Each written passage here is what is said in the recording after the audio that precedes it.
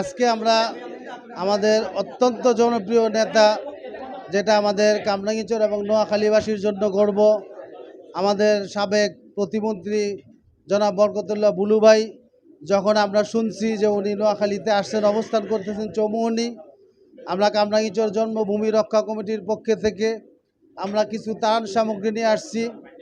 আজকে ওনার ব্যস্ততা এবং অসুস্থতার কারণে আমাদের ওখানে অনেক জায়গায় উপস্থিত থাকতে পারে নাই। তাই আমি আমাদের কামরাঙ্গীরচর জন্মভূমি রক্ষা কমিটির পক্ষে থেকে বুলু ভাইকে অত্যন্ত অভিনন্দন, শুভেচ্ছা জানাই।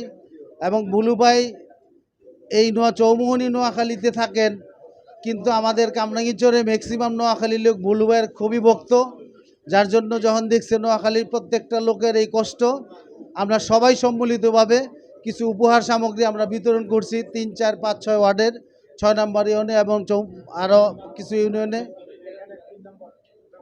বেগমগঞ্জের 3 নম্বর 2 নম্বর ওয়ার্ডেও কিছু 3 নম্বর ইউনিয়নে ত্রাণ সামগ্রী বিতরণ করছি। সেটা বুলু ভাইয়ের নেতৃত্বে আমরা আসছি। আমরা আশা করব, যেহেতু কামরাঙ্গীরচর এবং এই নোয়াখালী বুলু ভাইয়ের মাধ্যমেই সকল এমন একটা বন্ধন তৈরি হয়েছে, যে বন্ধনটার জন্য আমাদের আজকে আমরা ত্রাণ দিয়ে বুলু ভাইয়ের কথা শুনে আমরা চলে আসছি।